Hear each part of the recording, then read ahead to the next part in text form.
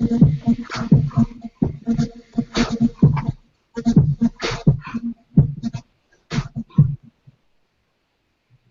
we are live.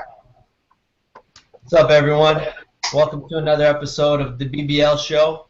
As always, I'm your host, Tony Camper, and I'm here with my co-host, Larry Carter. Hey, everybody. And today, our special guest is a friend of mine out there in AZ. Welcome, Jeremy Agapitos. What's going on, guys? What's going on, brother? All right, so Jeremy is the founder, owner, one of the great minds behind flexcomics.com. They are a fitness apparel brand. They do a weekly comic strip. You name it, bunch of things. Jeremy's doing big things. Let me just do a little backstory real quick. So a couple years ago, I went to one of my first Comic-Cons. It was the Amazing Arizona Comic-Con 2014, so I believe it was in January. And this is the first time I've been to a big Comic-Con like that. And, it was a great experience, had a good time. I was kind of wrapping up. I was walking through, and I see this kid in a singlet, and I see all these bright colors and, cool comics and stuff at this booth. So went and checked it out, and instantly I fell in love. I saw two things that, I'm really passionate about, which is weightlifting and comic books. And I saw the two meshed into one, and I was just, hearts were flying out of my head. So needless to say, I walked up and, talked to Jeremy, introduced myself, and I think right off the bat I was like, dude, what you have here is amazing. I've never seen anything like this before. And, I was just in awe, we talked for a few minutes, and I told you, I was like, I love what you're doing, man, and you're living the dream right now. If I could be doing what you're doing, I'd be in heaven. And from that point on, that's when my wheels started turning, and I was like, you know what, I want to follow my passion and do something like he's doing, because I ran into you, man. You just had the biggest smile on your face, and you looked like you're having fun, and everyone was around, and it just looked like a great time.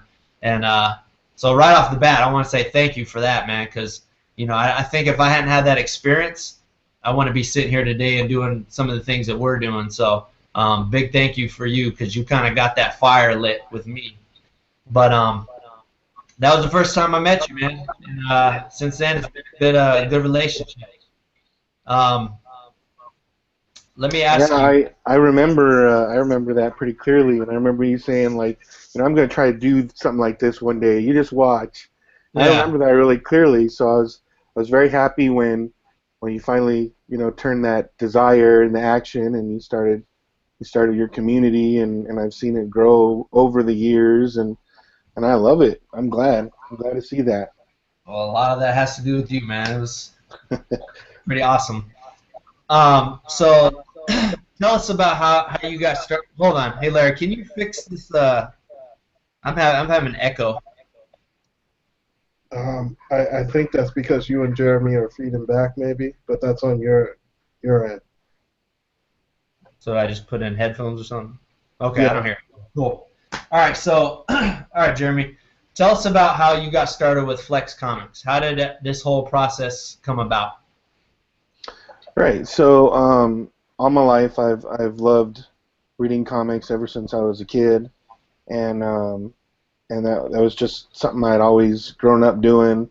It was a great escape for me as a young guy growing up and not having a whole lot of things to look forward to. I grew up really poor, and comics were like this wonderful escape, like this other world that you can kind of go into and do all these great things, be a great person and see all the wonderful things that could come out of being those kinds of superheroes and stuff. So, you know, I had that all my life since I was a kid, and I started working out working out when I was about 14, with just anything, push-ups, whatever I could do. I didn't really understand bodybuilding a whole lot. I just knew that, well, I wanted to kind of look like a superhero one day, and you know, so I made the best of what I had, you know, which is really just a gazillion push-ups, and I think we had some sand weights that were, you know, bought at a flea market or something, and I worked with those till I got my first gym membership, and uh, and I, you know, where people in high school would do the football thing or whatever, the after school activities I would do. I'd walk to the gym. It was a couple miles away, and I'd walk, and that's where I'd spend my afternoon after school. And you know, I remember struggling with just the bar. Okay, so imagine me, about 120 pounds, about the same height, real skinny guy. You know, so I started way at the bottom in terms of my fitness goals, and I asked lots of questions, and I found the community was just, people weren't frustrated with me. I was very clumsy in sports, and people were always very frustrated with me about not getting it or not running or not catching. And you know, but with bodybuilding, when I go to the gym, everyone was so supportive. You know, the community saw that you wanted to be a better version of yourself, and they were willing to help. You know, I didn't feel like I was bugging anyone. They were excited to help. I took everyone's advice, and I realized this is a community I want to spend a lifetime in. You know, with these kinds of people, with these kinds of like-minded people, and you know, and as I grew up, I I tried the gazillion jobs, and things just didn't work out for me. I always knew I had a hard time respecting authority, so getting a regular job and listening to a manager and all that just wasn't my thing. I just wasn't very good at it, and so I knew I was going to have to do something. You know, I was going to have my own business if I was ever going to keep the lights on, and manage my sanity. So you know, I tried a few things, and went back and forth in school and stuff like that, and you know, some time passed, and I remember going to one of my very first Comic-Cons, a small one in Arizona, walking around, and I loved it, but right away, my very first thing when I left was like, there's nothing fitness. It kind of shocked me, because I mean, I just put the superheroes with the muscle, and I just totally expected there to be something, and there wasn't. And so it was, you know, a true napkin at a bar story, where we started doodling on some napkins, comic strips that were funny, that were slapstick, daily things that you know, we go through as fitness type people, and just, oh, what if we did one like this? What if we did one like that? And I got together with a good friend of mine, Chris Marzola, who's now my business partner and the illustrator for Flex Comics, and we, you know, he thought it was a great idea. He had just finished a comic book. He sort of needed a project that would keep his artistic skills going, and you know, so another one of those things, use it or lose it. So we got together, and we decided to commit to making a few strips, and we put it out there, and not knowing what to expect, and it kind of blew up from there. You know, we were really surprised within the first, I don't know, even within the first month or two, we had about 6,000 or 7,000 followers right away, and that kind of blew our mind, because we didn't think 3 followers would give a care, and just kept growing from there, and we're in year 3 now. We've never missed a week of doing the comic strip, and that's kind of like the core of Flex Comics. You know, this strip, this comic, and we're still going strong. So, with the comic strip, how does that's a weekly thing, right? You do a strip a week? It is a strip a week. Larry, you got a couple of those handy with you. Let's take a look. Let's show the viewers. I like to tell people sometimes I'm even funny. not every week, but sometimes. Sometimes. Okay, Yeah, so yeah. here's one right here. So, Dad, since you don't even lift, Did he give him a card? Happy Mother's Day. All right. And yeah, I love these things, man. I mean, it's every time they pop up in my news feed, I make sure to share them in the groups and things like that. And everybody in the Barbell Life, they love them too. I'll see this kind of stuff from people that aren't even in the group posting on their page. So it's really funny. It's good stuff. A lot of stuff you can relate, and also you seem to keep current, meaning like whatever is popular and pop culture at the moment, you'll have a corresponding comic strip to go with it. I think the most recent one I saw was the Pokemon, where the girl's squatting and he's got his camera phone and the little bird or whatever's on her ass, and then she ends up smacking him or something. But now how do you come up with these ideas for the comic strip? And what's the creative process behind that? Well, I'd say 9 out of 10 of them are born at the gym during my actual workouts. So that blissful moment when you're in a good workout and everything's just it's like the eye of the storm. It's the peaceful place. That's usually where all these are born out of, and I'm looking around and I'm watching people and it just comes and I feel like even some weeks where we get close to the strip day, like Sundays now, it'll be Saturday or even Sunday morning and we're like, gotta do a strip, don't we? And then it just comes, so far you just kind of gotta trust in the process and truly if I'm really stuck, I go work out and then it happens. That'll come to you, right?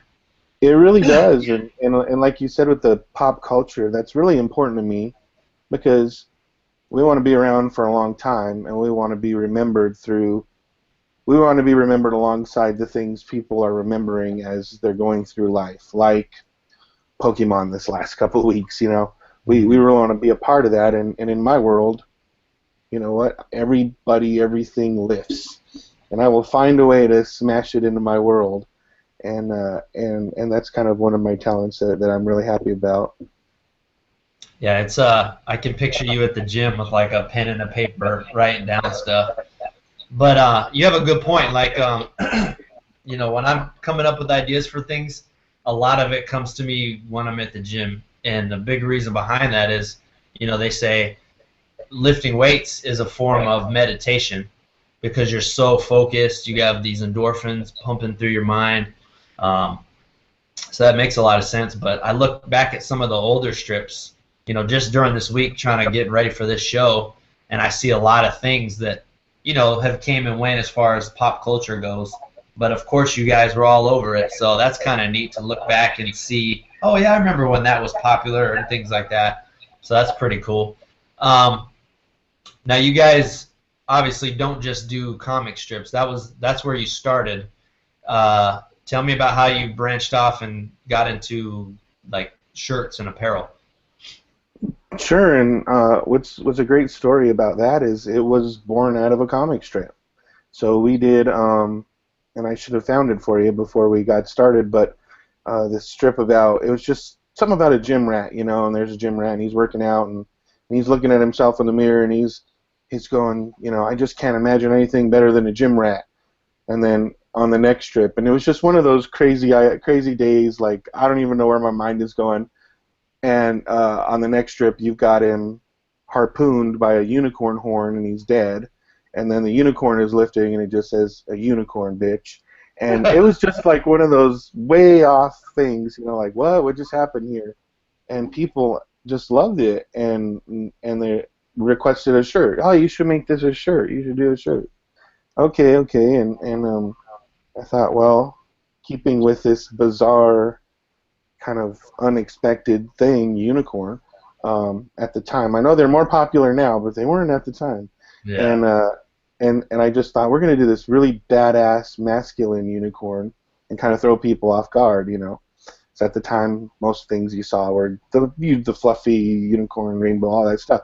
Well, that was all fine, but I wanted to do something really badass, and And so we came up with this Unleash the Beast unicorn, and he's just, just curling this weight, and he just looked like a badass. And I mean, you want to be him, you want to wear him. It just was really cool. And we did used a third party kind of campaign type thing to get it launched, like Teespring, because we didn't really have any capital. We were doing the comic strip, but it's free on our own time every week. All 3 to 5 hours a week. You know all about that. Yeah. Yeah. Thanks to you, of course. Yeah. So we didn't really have any either. So we thought, okay, we'll do this and see how are people really gonna buy it, and if they do, then we'll save the money and we'll reinvest, and that's kind of how it dominoed. So we did a couple of those, and people just were really supportive. They loved it. Gosh, I think the first one we might have sold like 70 or something, but that was like a million in my head, at the time. When people buy that many of something that you make, it's addicting, that feeling that you get when you see that, and you want it all the time. So it kind of grew from one thing to another, and I started bringing some of my favorite superheroes and stuff into my lifting world, and it just kind of grew from there. And again, with the apparel, my whole point was humor. It was really important for me to bring humor to the fitness community, because I felt like it was severely lacking at the time. And it's gotten better, but it was bad. All the messages were this or die or kill this, or they were just very serious, hardcore messages. And if you're a geek, those are intimidating. Maybe I don't want to look like that monster on the magazine, but does that mean do I not even work out? So there was no middle ground at all. It made, the mind-body connection just was way too disconnected for just the regular person that had a job, maybe a family, that maybe wanted to get started with fitness, and maybe their end goal isn't to have ripped abs and be on a magazine. Maybe their end goal is just to fill out their shirts better and feel good about themselves. That, to me, is amazing, do it. So all my stuff, when you wear it, when you go out, when you're at the gym and somebody sees it, you'll see a smile, and that's what's rare about what I create is it's different. Make people laugh, it'll make people giggle, it invites conversation, and then the fans behind it, they love all those things together. So that's what hopefully I'm doing and I continue to do. I agree. I mean, I have a few of your shirts, and every time I've worn one at the gym, you see people looking at the design and trying to read it and things like that. And you're right. You get smiles, you get people coming up to you. Hey, that's a cool shirt. Where'd you get it? Blah blah blah blah. So every time, of course, I'm plugging you guys. But yeah, it's definitely a breath of fresh air in the fitness community. Because you're right, there's a lot of, everything's hardcore and everything's, serious, and, the whole mean and get angry and aggressive, and, what you bring and what you got going on is total opposite of that. But it's putting fitness in a positive light. And then, I was like you. I grew up, skinny little dude, and, wanted to be big like the comic books I read. I loved comic books, but I grew up in the 80s, 90s where it wasn't cool to be a nerd like it is now. So I would go to the store and pick up some comic books, and I'd ask the cashier to double bag it. So when I'm walking home with my comics, my friends on the street corner wanted know what I had with me and make fun of me. But yeah, that's awesome, man. What are some of your most popular designs over the years? I know you have so many. That's a tough call. They kind of we've noticed a pattern, and it's an intentional pattern where we're kind of flowing with the pop culture. We're kind of on a canoe with it, and we're learning to adapt quickly and produce quickly and have something people can enjoy at the time when these pop culture events are happening that relate to fitness and their nerdiness, geekdom and stuff. So it really, I can't really say, because really the last couple weeks have been one, and before that it was another, and in this kind of business, you guys have come out with some great shirts, but people are insatiable, right? They love the shirt you just came out with, they bought it, and they love it, and they wore it to the gym, but what do you got next? Yeah, what do you got next you're only for as me? good as your last shirt, right? Right. So Yeah, you're that's in so one true. day and you're out the next. So it's definitely a metered, never-ending marathon when it comes to this kind of apparel. And you just got to have the endurance for it. I So love the challenge, and it's not always win. I've definitely had some complete misses where it's just awkward. The inventory, you're just going, oh man, that sounded like a great idea at the time, but you know, um, and so you just learn as you go, and there really is there's no guarantee ever. Like, I could think everyone's gonna love this design, this is gonna be a killer, and then it's flat for whatever Yeah. reason. Something happens, and I don't know, and something happens in the media. So anything could set off a chain reaction that leads to you not doing so well when you release your shirt. there's probably some homeless shelters out there with a bunch of guys rocking your flop shirts, right? Could be. Um, all right, so basically most of your shirts have been a hit. I think when I met you, some of the big ones were the Wonder Woman. She's squatting, uh, which I've seen a lot of people try to steal, which is horrible. But I mean, what do they say? Flat imitation is the highest form of flattery, or something like that. Um, so a lot of your shirts have been hits. Now, when you coming up with the shirt, you mentioned Chris Marzola.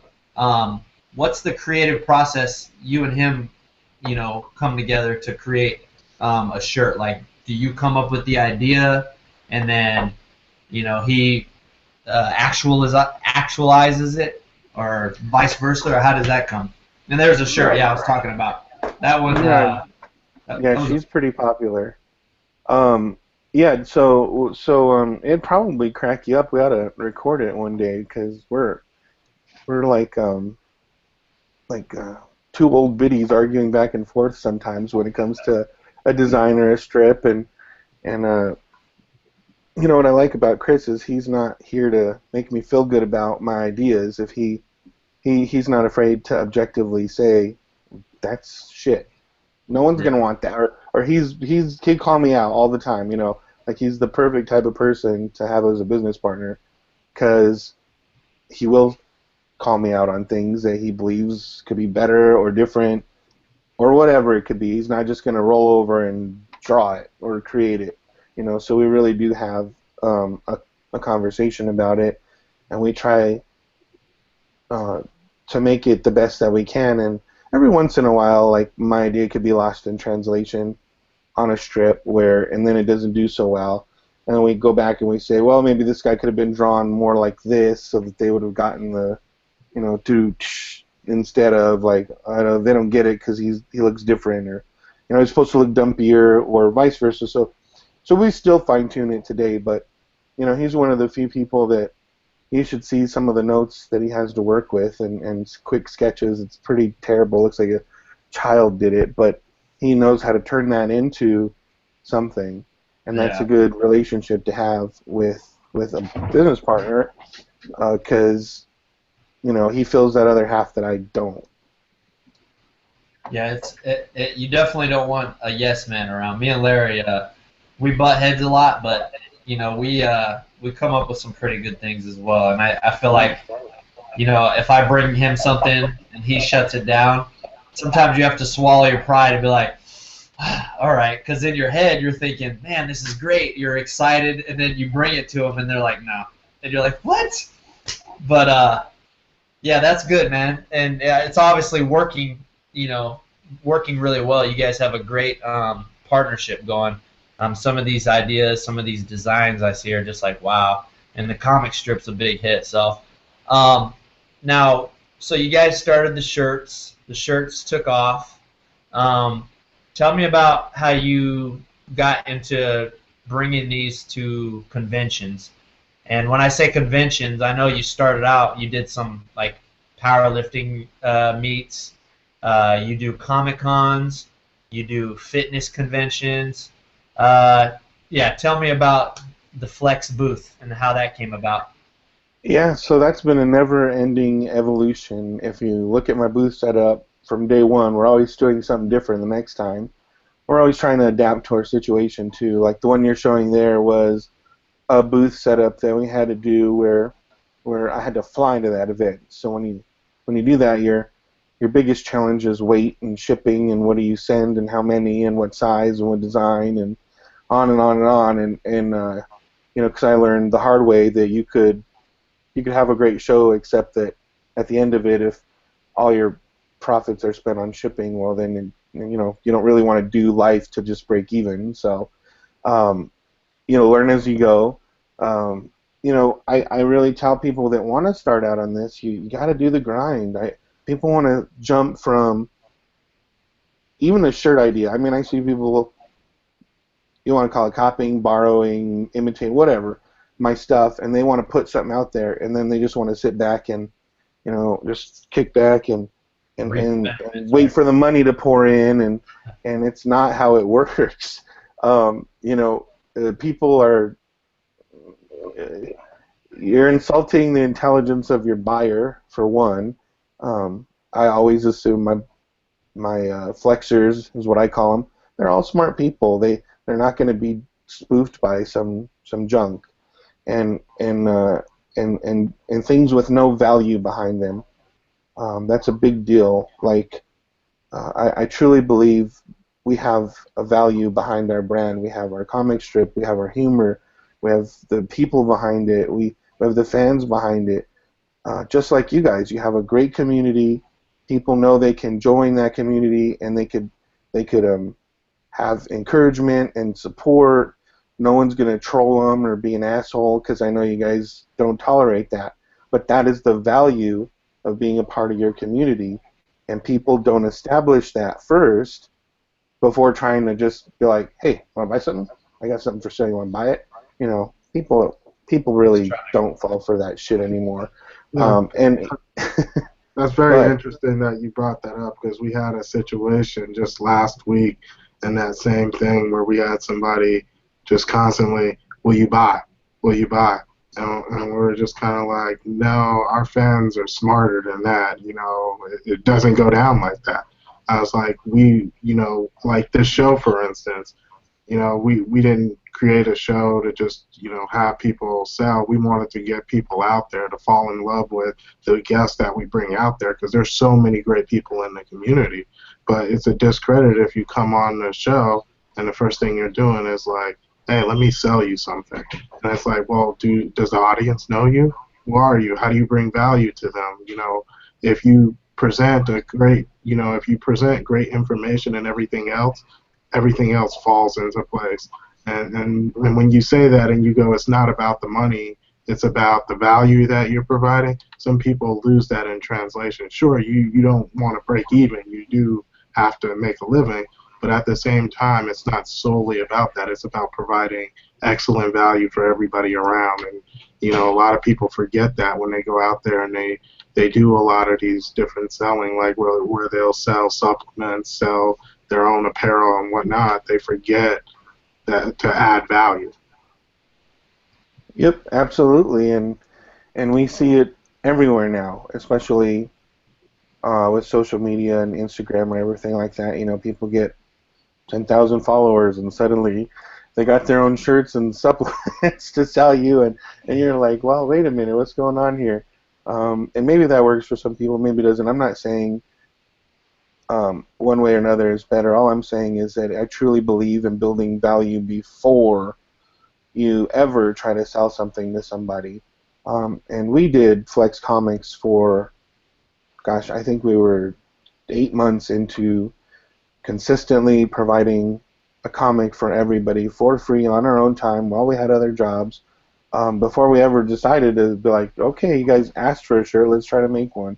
And we still do these things for free, on top of everything else that we do. So, you know, there's the value there, and like you guys have a great group, and it's not easy to monitor all the time. I think I told Tony when he first got started, one of the advices that I gave you, I believe, was that you are responsible for what is commented on in your brand. It is your responsibility to monitor that, and that could be a full-time job. But you know, people that are like, well, it's not my fault, it's the internet, and then their brand just looks negative and gross and all over the place and out of control. I don't believe that that's smart. If you look at Flex Comics, for the most part, our fans are all adult. The non-adults have all been banned. You know, I don't mess around at all on our forums, on our social media. If you're an asshole, you don't exist. I don't even give you a warning. You're just gone. You don't even exist anymore. So for the most part, when you look at anything we do, it's what it needs to be, which is positive. And same with you guys. You know, I see you're on it all the time, and it is a lot of work. And people, I feel, don't always realize that it is a lot of work, but that's also a big value of being a part of the group that you guys are building, the community, is that somebody is there doing that, where if they were just regular on some other forum or other group, you know, a shitty comment can ruin your day, even if you pretend that it doesn't. You know, it does. It stings. It totally does. And we have great admin. I want to give a shout out to them. You know, Carla, TJ, Brittany, Will, who just got married. Congratulations, Will. Adam, Casey, yeah, Omar. So, you know, everybody there, you know, definitely has done, you know, wonderful stuff that help us out. And I'm sorry, I'm on the fly. I didn't write you everybody's name down. So That's all good. If I miss somebody, I appreciate the love, Jeremy. And I appreciate you seeing that. You know, we try to keep it as positive as possible. And you had a good point about offering value. You know, I think a lot of people just kind of, like you said, they see you doing well, and they think, oh, I can do that. And they just say, okay, I got something here, have it, take at it. And then there's crickets, and they wonder why, and they don't realize, like you said, there's a grind, there's a hustle, there's a lot of things that go on behind the scenes, you know, that people don't see. They think it's just all, you know, you come up with an idea and you make money and you have fun, but it really, there's a lot of work behind the scenes that people don't realize. Because I can tell you, me and Tony, we've been up nights, you know, sometimes, right, you know, regulating. We had, I know this goes on YouTube where you have the trolls, but we've had, you know, our share of the troll groups who just want to get on and, you know, try to make fun of members, and that can kill your brand. So we've had to weed those out and weed those people out, and that takes a lot of time, effort. And you know, we have, you know, the great admin with us, Bong, Sam, who I haven't mentioned. Those guys also, in addition, help out and have really, you know, made the day. But I mean, it is a lot of work. Some people will say, "You guys do this in your group," and we want to make a group that doesn't have those rules. And then you see the group, and they get maybe a few hundred. The lucky ones get a few thousand, but then they fizzle out after a while, and then they go, "Can we come back to your group? We realized admin was hard." You know, so there's a lot of value just even in the group. So I know what you're talking about, and we care a whole lot about it. Speaking of hard work, so back to the conventions, the cons. So you started out small. I mean, like I said, I met you was January 2014, and you had a decent sized booth. But I look at that booth setup compared to, you know, recent pictures. I mean, you did San Diego Comic-Con, things like that, and I'm just blown away at how much it's grown and how much it's changed and how much you've added and, you know, the different setups and things. I know you put in a lot of work, you know, putting these things together, and then also, you know, following you online and stuff. I see, you know, you're loading up U-Hauls and you're hitting the road, and, you know, kind of walk us through some of that, you know. Sure, sure. So one of the most common things people tell me now are, "You look tired," and I just, my new answer is, well, that's the look of growing success. If I didn't look this tired, I'm not doing something right. And that is the reality of what it takes to be self-made and self-paid right now, in this kind of economic situation that we have going on. You really have to put the grind in. When I started out, I didn't say no to anything. I'd go to powerlifting meets. I'd set up a tiny table. I'd work all day long and I'd make, $13, $20, I remember. And that was like a day's work, and I was happy as could be because somebody spent their hard-earned money that they had to go to their job for and put up with who knows what bullshit to make the money, and then they bought something that I was making, and it just made me, I was just happy. Like, you don't understand. I remember my first few sales, and I was just blown away, just thinking, wow, I know that person doesn't make, they only have a job over here, and I know they only make this much an hour. That guy had to put up with like 3 hours of shit to buy this tank top. And it just made me feel so good that somebody's willing to do that. Like, to me, I backtracked it in my head. It wasn't just the $20, it was all the stuff you had to do to get it.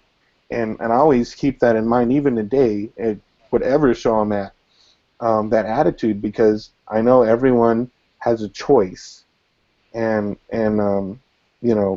like it or not, at an event, we're all competing for everybody's same buck. And what when someone decides to give that over to us, it swells my everything. It just keeps me going. It makes me excited and happy that people are loving what I do so much that they're willing to take their hard-earned money and put a little bit towards something that's going to make them feel good about themselves. And with the shows, you got to do the grind. Start where you can. There's a lot of places that will let you go for free, like the lifting meets and the your local. Just look around wherever you are. And then I slowly started doing these shows, and I remember, I remember one of them. Someone said it was going to be $500 for a booth space, and I was so overwhelmed with that amount of money at the time, thinking, how, like, could I even make this much money? Like, that was my only goal. Like, what could I do to make this money back if I do this show? I'm going to put this on my credit card, and I'm just going to do it and see what happens, And I remember just being honest about it, when you're at the show and you're there and you put yourself out there and you just, you hope for the best, but you give it your all at the same time, and little by little, it paid itself back, and I was able to do more. I've done flex comics for the first couple of years without paying myself $1, and that's not something everyone can do, but I did it. I put every penny back into the business, and rolled it back into some other idea or some other trip, and truly the shirts were a means to travel and meet our fans and get out there and do more. They were a way to pay for the booth space and food and hotel, and that's how it really started. And now it's finally getting to the point where I can buy myself a couple bags of candy a week and not sweat it out or anything. So it just takes time, and you have to adapt, and I'm truly honored that we've been to some big shows. San Diego Comic-Con was really the show of all shows in terms of the comic world to do, and we just did it, and it was truly, it was overwhelming. I'm still processing it because there were so many people. I went around and I felt like, wow, I know I can do 10 times better next year. Just looking at other people's setups and looking at my setup, and I'm going, so I'm always on myself, because I know I could do better, and so I will next year. But those are good shows to go to for the little guy like me, because you're really this big when you're at a show that big with such big names and such big budgets, and these people are dropping 100,000 grand on their setup, and you're just this little guy with a booth over here in the corner, and maybe people will stop, maybe they won't, but truly our fans actually saved us for that show. So we had nothing but our fans mostly come. Very few what do I call them, like impulse buyers or cold calls. You know, it was really truly the fans that were like, oh, we know you're here, we found you, we're so happy, and that kind of kept the show great. You know, so you got to take them when you can get them, and I do the fitness shows too. I love the fitness shows. We're going to do the Olympia, and we grow every year at that show, which is a big deal. And the Arnold, which is one of my favorite ones. So every year we kind of add a booth space or a little bit more, and kind of grow with the demand, I guess. And people don't realize, like, you know, like I said, I've been following you since we met, and to be able to just get the booth space for something like San Diego Comic-Con or Olympia or Arnold, it takes a lot of time and a lot of, you know, you have to put this in way in advance, right? Right. Yeah, you're paying for a show you won't be able to make $1 back on like 6 to 8 months in advance. So it could be really tough. You know, you're kind of, and then a lot of these shows, for whatever reason, they don't want it at the same time, like towards usually the beginning of the year. So you got 4 or 5 shows with their hands out, you know, and it is very tough. You know, we do cutbacks. We don't. I haven't been on a vacation in years, like something where I just go enjoy myself. But these are all things you do when you're on the grind, when you're building your dream, when you're doing something you love.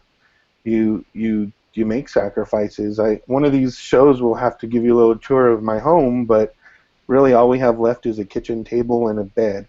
Truly, we have no space in the house. The hallways are full, the bedrooms are full, the living room is full. Like if you were to come over, you'd be shocked. You'd probably want to put me on one of those MTV hoarder shows or something, because that's where all the inventory is. When you say full, you mean full of inventory, right? Like shirts. Right. So full of shirts, full of stuff to go to shows with. I mean, it's truly, we're really bursting at the seams, because when I started with the comic strip with Flex Comics, I lived in a 700 square foot apartment, you know, with three dogs. It was a very small space. We eventually upgraded to a home, and I think, I want to say maybe 1,500 square feet. So nothing too crazy, nothing too big. But I'm always been a person where I just get what I need. You know, and I don't need a whole lot. So, you know, at the time, but now we're just kind of bursting at the seams. So hopefully in the next year or two, I could upgrade again and breathe a little bit. But it's those sacrifices. You know, you have to. We don't have a living room couch. We don't have a TV to watch anything on, because those are all in storage, because we made room for a packing area or inventory, and that may not be the life everybody wants to live, but it's the life I'm living now, and I'm happy to live it. And a lot of people just don't realize that we're not like Amazon.com with like a gazillion workers, and when somebody responds to the email and fills the order and checks the P.O. box and does the accounting, all that, I'm just turning my hat around, you know, to a different name tag and doing it myself. So, you know, I don't think people realize how small we are still, but, you know, we're just big-hearted and growing, and hopefully it continues. And I think that's a big reason why you're such a success, because you're willing to make those sacrifices and, you know, self-sacrifice in order for the bigger picture. And you know, it's clearly paying off for you. You know, you're at Olympia, you're at San Diego Comic-Con, like that's huge, you know. So that says a lot to what you've given up and what you've put into this to get to where you're at. I mean, just over the past couple of years, you know, since I've met you and followed you, I've seen you guys just grow tremendously. It's insane. You know, I met you. You had a small little booth. You had a few shirts, and you know, it was at a little Comic-Con, and now you're doing, you know, Olympia and San Diego Comic-Con, and you have, you know, a ton of shirts, and the site is huge, and you have all these sponsored athletes, and you know, it's amazing, and it's been exciting to watch, you know, the process, and like I said, man, I mean, I consider you in a sense a mentor, because I watch the grind, and I watch you put in all this work, and I see it paying off. And I see the response from, you know, your fans, and it inspires me a lot, man. Speaking of growing, and I think it was the year before last, you put out a book. Can you tell us about that? And Larry, you got the picture of that.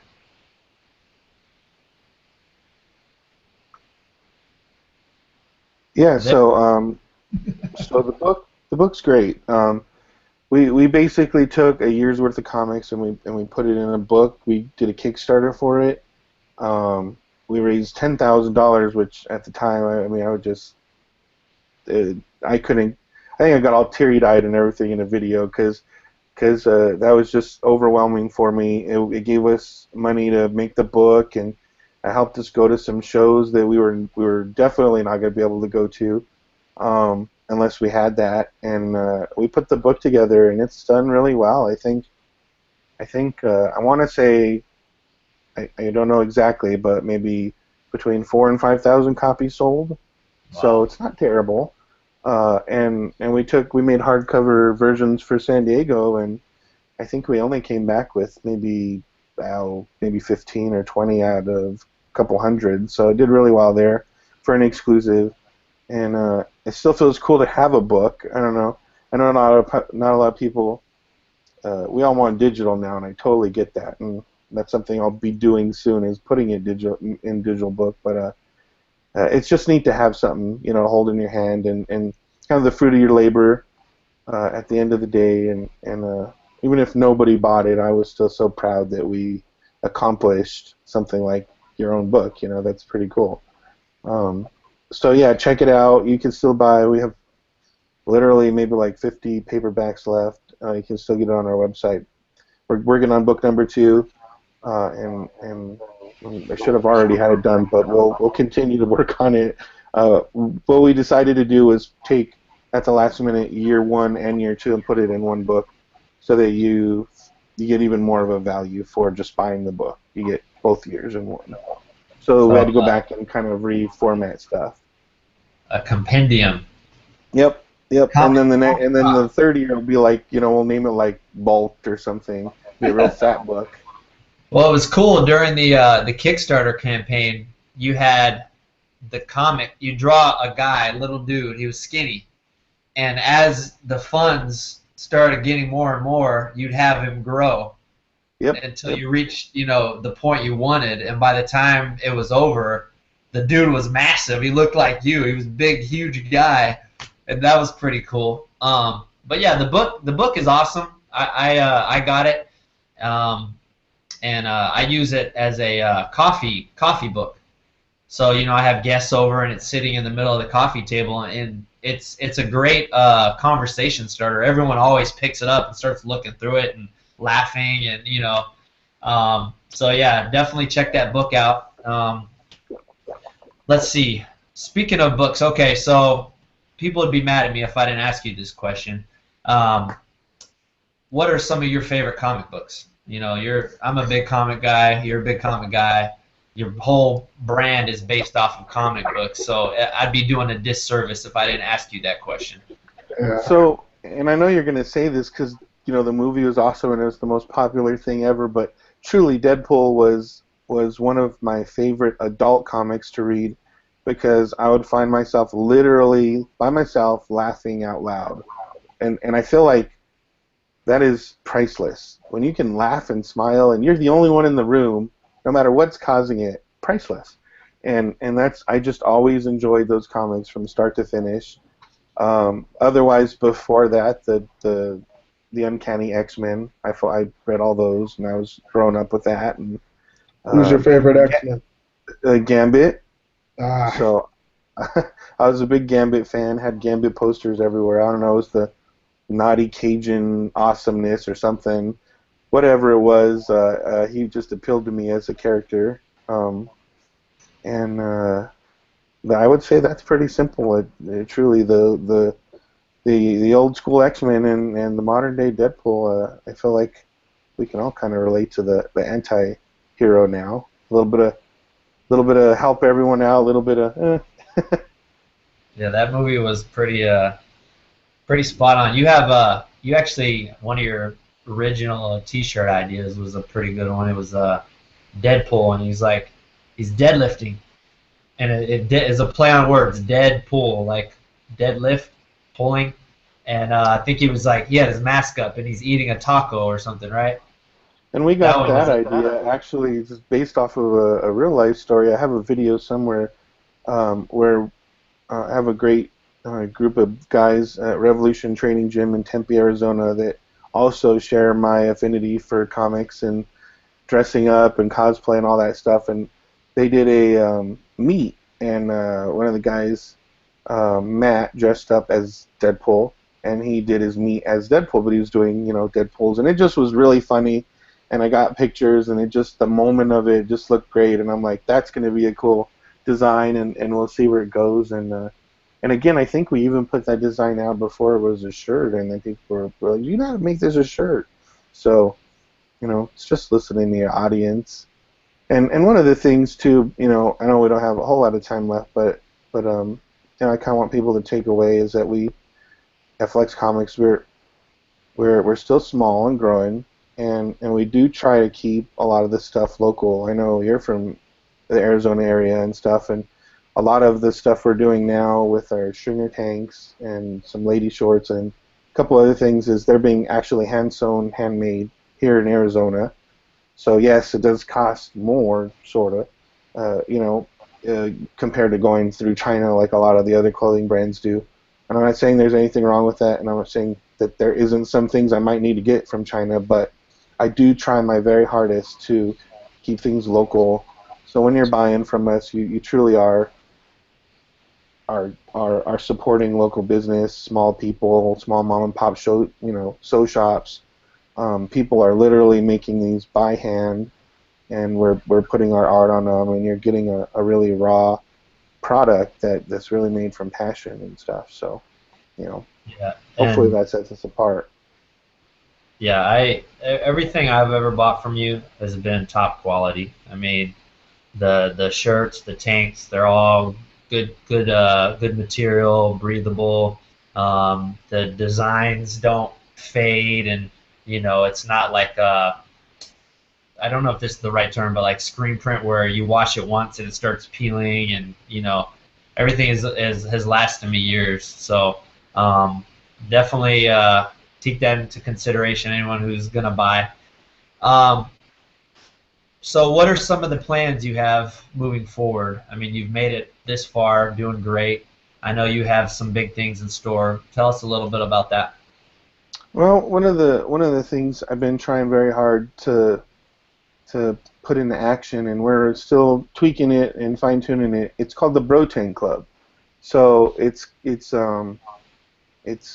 first rule of Brotain Club is tell everyone about Brotain Club for one, and two, it's just a great place that if you like our vibe, if you love what we're doing, um, and you just want to kind of have something fun every month to wear, it's a great place to subscribe. You can choose between a tee, a tank, a stringer, I think a muscle cut tee, and a woman's racerback.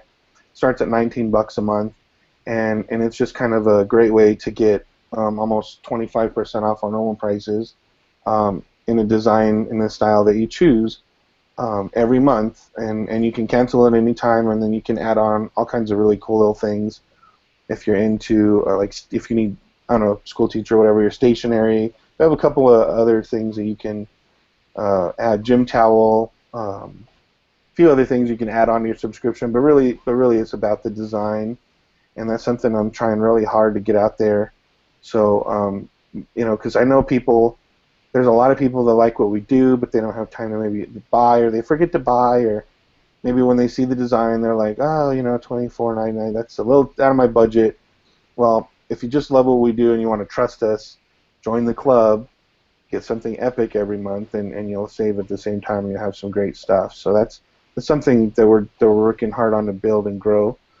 We do, and a lot of people don't know this, but we've been working with a charity called Heartfelt Heroes for a very long time now, and we want to continue to grow and donate to that, and we do a portion of our proceeds all go to that all the time, and the more we grow, the more we can give to that. And basically what that is it's cosplayers that go to children's hospitals, and they make them smile for a little bit of time.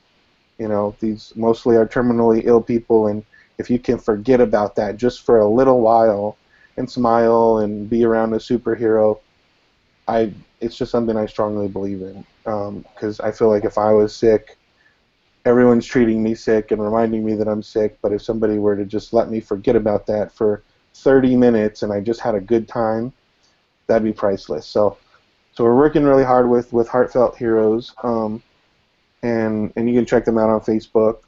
But really, anytime you buy from us, something's going towards that, and hopefully we grow with these bigger shows we're going to, get a better booth, and move forward. Awesome, man. Yeah, Heartfelt Heroes. I've seen some of their stuff online.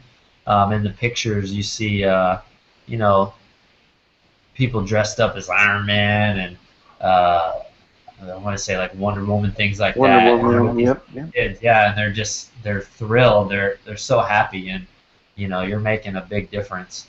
Here's I think this is it right here. Yeah, Yep, I can see us definitely adding to that too. So moving forward, we'll keep that in mind. I'd love to just dress up. I like cosplay, so I'd love to just do that and go be a part of that when I move back. Well, that's awesome, man. So, well, that's pretty much about it, man. It's been a good episode. It's been fun picking your brain. I told you the day I met you, I said, one day we're gonna do a project together. We're gonna do something. I don't know what it is, but we're gonna do something. And I feel like this is part of that. This is part of that prophecy. Before we wrap up, do you want to give any shout outs? Do you want to give any plugs? Anything like that? Just truly, it's people like you that are supporting what I do that makes all the difference. I've got a crew, ambassadors. They're amazing. They help us grow. They all have a great sense of humor, and they're growing with us. Truly, just the support. Knowing people are out there that are enjoying what we're doing, that are laughing at the comics. That it's fuel for me. So I really appreciate it. Definitely, man. Like I said, it's when I met you and I saw what you were doing, I just instantly fell in love, man. And I'm all about supporting, local businesses and helping someone who's doing something they're passionate about and something that they love and something that's making a difference. And meeting you weren't one of these guys who was like, oh, well, I'm a business owner and screw off kind of thing. You're doing all these things. You're engaged with your fans. You're giving back to the community.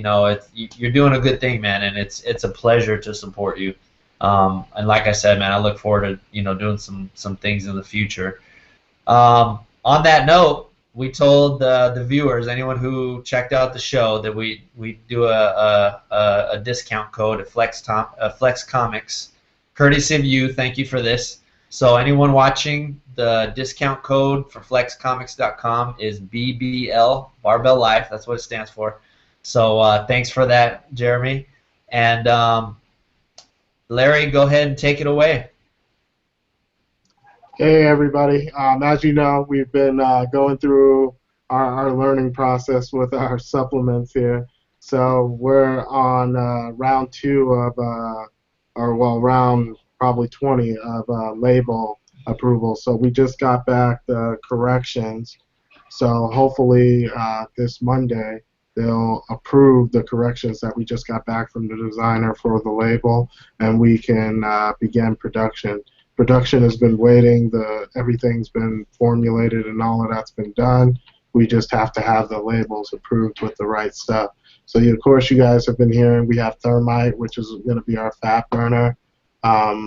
We have chain reaction, which is our post-workout, and we have plutonium, which is our pre-workout. So we'll be giving more details. Actually, last weekend we shot a video kind of detailing all of this. So we're editing all of this and putting it together to give you guys the ingredients. So that'll be exciting when we put all of that together. So Thank you guys for bearing with us and all of that. It's been a journey so far for us, and we really can't wait. But thank you guys for being understanding. Definitely, and be sure to check that email we got coming out talking about the latest product. Real quick, this was the first tank I ever bought from Flex Comics. It's still my favorite. All right, Jeremy. Well, appreciate you coming on the show. It's been a pleasure, and look forward to doing some things in the future. Thanks for having me. All right, brother. Take care. That's it, guys. Until next time.